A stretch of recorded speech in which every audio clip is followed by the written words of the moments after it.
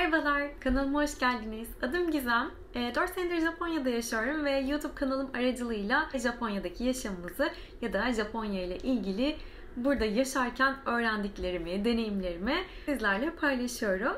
Eğer ilginizi çekiyorsa lütfen aşağıdaki abone ol butonuna tıklamayı ve yeni videolardan haberdar olmak için bildirimleri de açmayı unutmayın. Japonya denildiğinde hepimizin aklına gelen simgeleşmiş bir kıyafet var. O da nedir? Japonların geleneksel kıyafeti de olan kimono. Kiru yani giymek ve mono yani şey anlamına gelen kelimelerin birleşiminden oluşan kimono giyilen şey anlamına geliyor. Fakat bugün bu videoda kimonodan çok kısa bahsedeceğim. Videonun asıl konusu Japonya'da günümüzde kadınlar neler giyiyorlar, neleri giymekten çekiniyorlar. Kimonoya değinecek olursak kimono günümüzde nadir de olsa hala günlük hayatta kullanılıyor. Yani bugüne kadar birkaç kez süpermarkette birazcık daha olgun, yaşlıca kadınların kimono giydiğine şahit olduğum alışveriş merkezlerinde onların kimono giyerken gördüm. Ama bunun dışında özel günlerde kimono hala en önemli kıyafet. Özel günler derken nelerden bahsediyorum?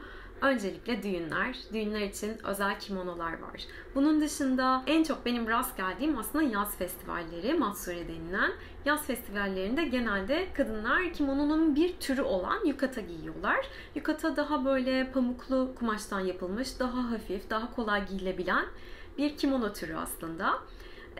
Onun dışında havai fişek gösterilerinde yine kimono yani yukata daha doğrusu yukata giyiyorlar. Kız çocukları için yapılan 3 ve 7 yaş törenlerinde tapınaklara gidilirken hem çocuklar hem de ailenin büyükleri kimono giyiyorlar. Bunun dışında seijinshiki denilen 20 yaş töreninde kızlar yine kimonolarını giyiyorlar. Ve mezuniyet törenlerinde de kimono yine giyilen bir kıyafet. Peki Japonlar ne zaman ilk olarak Batılıların kıyafetleriyle tanıştı? Meiji döneminde. Meiji aslında Japonya'nın kapılarını Batı'ya açtığı dönem, Batılılaşmanın başladığı dönem. Yani 1868-1912 yıllarını kapsayan Japonya'nın tarihi Meiji döneminde. Tabii değişim aniden gelmemiş Japonya'ya. İlk başta askeri üniformaların batılı tarzı üniformalarla değiştirilmesiyle ilk olarak erkekler tarafından adapte olmuş batılı giyim tarzına. Hatta bununla ilgili çok enteresan bir araştırmaya da denk geldim internette. 1924 yılının kış mevsiminde yapılan bir araştırma sonucuna göre o dönemde Japon erkeklerinin %69'u batılı giyim tarzını benimsemişken bu oran kadınlarda hala %4'müş. Yani arada böyle gerçekten inanılmaz bir uçurum varmış. Dolayısıyla kadınlar kimonoyu çok daha uzun yıllar boyunca kullanmışlar. Bu video için araştırma yaparken 1930'ların Japonya'sına ait çok güzel fotoğraflara denk geldim.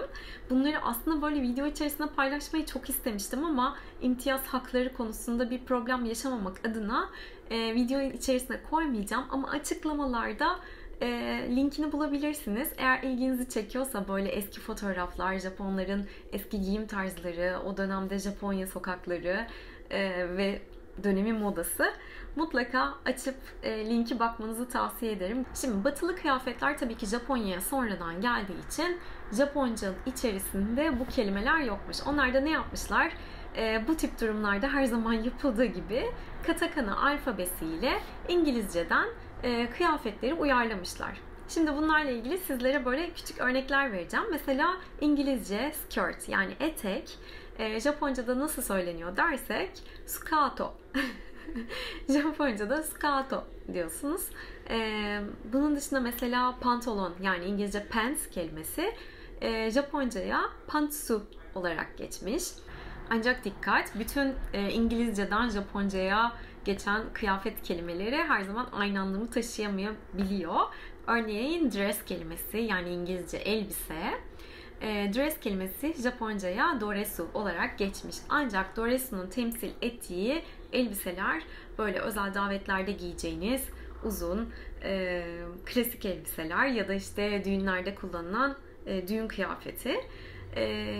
normal hani günlük yaşantımızda kullandığımız elbiseler ise one piece, yani tek parça olarak Japonca'ya geçmiş. Kanımca Japon kadınları her zaman dış görünüşlerine ve kıyafet seçimlerine özen gösteriyorlar. Günlük yaşamda saçlarını yapmadan ya da makyajlarını yapmadan sokağa çıkmadıkları gibi kıyafetlerinde her daim düzgün, temiz ve ortama uygun olmasına mutlaka dikkat ediyorlar. Hatta ben kendimle kıyaslayacak olursam ben kendimi onların yanında birazcık böyle daha paspal, daha spor tarzda giyinmiş hissedebiliyorum. Çünkü ben normal yaşantımda sadece altıma bir jean pantolon giyip üzerime bir tişörtle sokağa çıkıyorum ama onlar genelde böyle daha şık oluyorlar. Bluz giyiyorlar üstlerine ya da böyle uzun elbiseler giyiyorlar. Buraya kadar söylediklerimden Japon kadınlarının batılı kadınlardan çok da farklı giyinmediklerini anlamışsınızdır sanıyorum. Peki batılı kadınlardan farklı olarak Japonya'da en sık gördüğüm kıyafetler neler?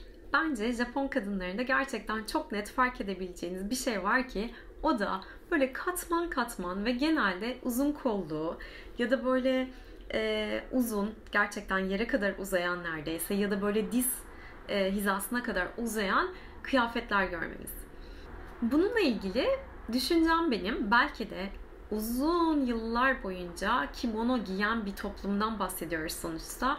Sanıyorum güzellik algısını o şekilde birazcık değiştirmiş. Yani kimono nasıl ki böyle vücut hatlarını kapatıyorsa, kimono giyen bir kadını aslında sadece bir silindir şeklinde görüyorsanız, bel, oyuntusu, kalça kıvrımları, bunların hiçbirini mesela kimono giyen bir kadında göremezsiniz.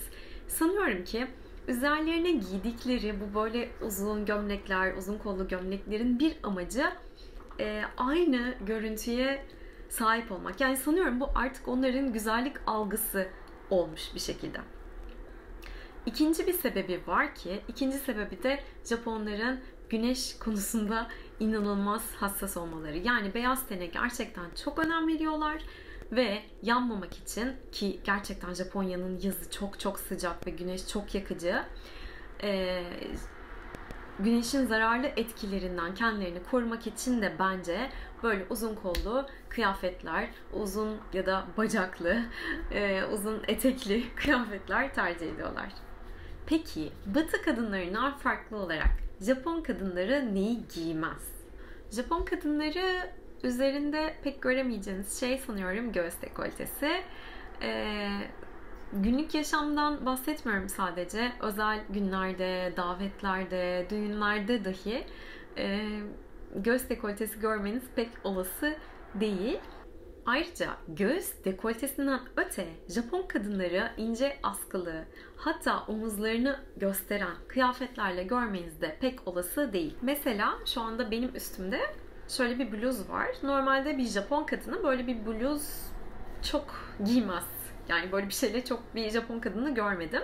Genelde böyle bir şey giyiyorlarsa mutlaka yine üstlerinde bu omuzları kapatacak böyle uzun kollu ya da en azından yarım kollu bir ekstra bir şey daha vardır mutlaka.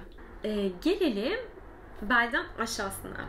Japon kadınlarını pek fazla böyle kısa şortla, mini etekle ya da hatta böyle normal boyda dizüstü bir etekle görmeniz de pek olası değil. Genelde böyle daha diz altı ya da diz seviyesinde etek, elbise tercih ediyorlar. Pantolon genelde giyiyorlar ya da böyle capri tarzı daha kısa olabilen pantolonlar giyebiliyorlar. Yani böyle çok kısa şort, çok kısa mini etek gerçekten çok nadir gördüm. Genç kızlar da görüyorsunuz mesela. Genç kızlar kullanıyorlar, çocuklar kullanıyorlar mini etekleri, kız çocukları. Ama Japon kadınları belli bir yaştan sonra sanıyorum birazcık imtina ediyorlar. Bununla ilgili de benim bir teorim var. Ne kadar doğrudur bilemeyeceğim. Ya bu videoyu izleyen bir Japon olursa mutlaka aşağıya bir yorum bıraksın. Gerçekten merak ediyorum çünkü. Benim aklımdaki düşünce bunu da nasıl ortaya çıktı? YouTube'da böyle işte fitness programları falan takip ediyorum mesela. Ve Japon hani fitness hocalarının paylaştıkları videolara bakınca hep böyle bacak nasıl inceltilir, işte baldır nasıl inceltilir, yani hep böyle bacakla ilgili bir egzersizden bahsediliyor. Bu da bende şöyle bir algı oluşturdu. Japon kadınları bacaklarından çok da memnun değiller. Yani Japon kadınları zaten çok minyonlar, çok zarifler, çok ince bedenleri var. Sanıyorum bacakları onlara göre, vücutlarına göre ya da kıyasladıklarında kalın geliyor. Ve bu konuda böyle bir şeyleri var birazcık, nasıl denir? Kendilerini rahatsız hissediyorlar, yani çok rahat hissetmediklerini ben hissettim sanki. Bilmiyorum ne kadar doğru. Tamamen bir teori. Gerçeklik payı var mıdır? Bilmiyorum. Bilen varsa aşağıya yorum bıraksın. Kısa etek, kısa şort giyilmemesinin ikinci bir sebebi de şunu düşünüyorum. Japonlar hala yerde oturarak yemek yiyorlar. Yani restoranlara gittiğinizde, kafelere gittiğinizde hala yerde oturarak yemek yiyeceğiniz alanlar mevcut. Birazcık tabii daha geleneksel yerlerden bahsediyorum. Böyle çok modern restoranlardan bahsetmiyorum ama hani geleneksel Japon tarzı, mesela bir udon yemeye gittiğinizde genellikle gözlemim böyle yerde oturulup yenmesi yönünde. Dolayısıyla sanıyorum ki bu böyle yavaş yavaş birazcık böyle günlük hayattan bu şekilde çıkmış da olabilir. Yani dışarıya mesela yemek yemeye gidiyorsunuz, yerde oturacaksınız ama nasıl oturacaksınız? Yani kısacık bir etekle dizlerinizi kıvırarak hani böyle bacaklarınızın üstünde oturmanız gerçekten çok zor. Bu da ikinci bir sebebi olabilir diye düşünüyorum. Yine bu da benim tezim yani. Eğer bilen varsa aşağıya yorum bıraksın lütfen. Japon kadınları ve aksesuarlarına değinecek olursak, ben hani hiçbir ülkede bu kadar çok şemsiye kullanan kadın, bu kadar çok şemsiye satan mağaza görmedim diyebilirim. Yani şemsiye gerçekten bir Japon kadının olmazsa olmazı. Özellikle böyle hani yağmur mevsiminde mutlaka çantalarında küçük bir şemsiye taşıyorlar. Hatta şemsiyeleri çok sevimli, çok şirin oluyor. Kıyafetleriyle uyumlu şemsiyeler de kullanıyorlar zaman zaman. Yani bahsedeceğim ilk aksesuar şemsiye. Japon kadınlarının en çok kullandığı ikinci aksesuar ise böyle büyük şapkalar. Yine güneşten korunmaları için şöyle önlerini kapatan böyle geniş kenarlı şapkalar kullanıyorlar. Ve hatta kollarına da böyle uzun eldivenler takıyorlar. Yine güneşten korunma amaçlı. Bu eldiven konusu ben ilk geldiğimde çok şaşırtmıştı beni gerçekten. Çok böyle garip garip bakıyordum yani insanlara niye eldiven kullanıyorlar diye. Başta anlayamamıştım.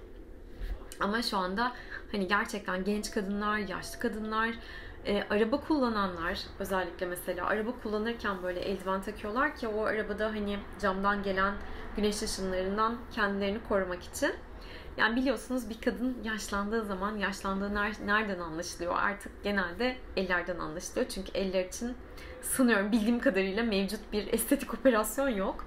Dolayısıyla ellerini koruyorlar, özen gösteriyorlar. Şimdi bu kadar böyle güneşten korunmak diye bahsettik. Benim fark ettiğim bir şey ise bu kadar güneşten korunmaya rağmen Japonya'da güneş gözlüğü kullanan insan inanılmaz az. Gerçekten yani sokağa çıktığınızda güneş gözlüğü kullanan kişi görmeniz çok mümkün değil. Sadece benim gördüğüm, dikkat ettiğim hani böyle uzun süreli araba kullananlar, kamyon şoförleri mesela çok fazla güneş gözlüğü kullanıyorlar ama işleri dolayısıyla yani gerçekten hayatlarının büyük kısmı yolda geçiyor ve eminim yorucu oluyordur. Ama hani günlük hayatta, sokakta dolaşırken, gezerken Japon kadınlarını çok fazla güneş gözlüğüyle görmezsiniz. Hani Japon kadınları bu kadar böyle güneşten korunuyorlar, neden güneş gözlüğü kullanmıyorlar derseniz benim yine bununla ilgili teorim şapka takmaları. Yani zaten çok büyük böyle korunaklı, büyük siperlikli şapkalar kullandıkları için sanıyorum güneş gözlüğüne artık o noktadan sonra ihtiyaç duymuyorlar. Ayrıca güneş gözlüğü bizim gözlerimizi sonuçta saklayan bir şey olduğu için bunu böyle kabalıkla ya da işte kişinin gerçekten bir şeyler sakladığına dair bir böyle şey olduğunu düşünenler mevcut diyorlar. Bu da ikinci bir teori. Bilmiyorum. Bilen varsa lütfen aşağıda yorumlarda yine bizlerle paylaşsın. Evet. Son olarak parfüm konusuna değinmek istiyorum. Japon kadınları parfüm pek fazla kullanmıyorlar. Gerçekten çok nadirdir yani böyle bir Japon'dan parfüm kokusu aldığım. Bunun da sebebi Japonya biliyorsunuz yani çok yüz ölçümü olarak çok küçük. Buna rağmen nüfusu çok büyük bir yer. Dolayısıyla halka açık alanlarda, toplu taşımalarda çok fazla insanlarla iç içe olabiliyorsunuz. Özellikle büyük şehirlerde. Bu nedenle Japonlar atıyorum seyahat ederken ya da işte o halka açık alanlarda kendi parfüm kokularının başka bir kimse tarafından beğenilmeyeceğini, hoş karşılanmayacağını düşünerek parfüm kullanmıyorlarmış. Bu da gerçekten çok enteresan bence. Japonların zaten birbirlerine karşı çok böyle düşünceli, çok nasıl diyeyim nazik olduklarını biliyoruz hepimiz. Ama gerçekten işi bir ileri safhaya taşımışlar parfüm konusunda da. Japon kadınları neden parfüm kullanmıyor? Etraflarındaki insanları rahatsız etmemek için. Ayrıca Japonların geneli genetik olarak kötü bir ten kokusuna sahip olmadıkları için de sanıyorum böyle hani geçmişten gelen aman biz bu kötü kokuları bastıralım, kapayalım tarzı bir ihtiyaç da oluşmamış sanıyorum. Biliyorsunuz hani Fransızlarda neden hani böyle parfüm neden Fransızlardan çıkmış? Kötü kokuları bastırmak amacıyla. Japonlarda sanıyorum böyle de bir ihtiyaç olmadığı için zaten kimse de kötü kokmuyor. Kimseden kötü bir koku almıyorsunuz. Dolayısıyla hiç de böyle bir şeye girişmemişler. Yani biz parfüm kullanalım falan gibi bir ihtiyaçları olmamış. Umarım videomda paylaştığım bilgileri faydalı bulmuşsunuzdur ya da enteresan bulmuşsunuzdur. Ben bu videoya hazırlanırken çok eğlendim gerçekten. Umarım siz de eğlenmişsinizdir, keyifli vakit geçirmişsinizdir.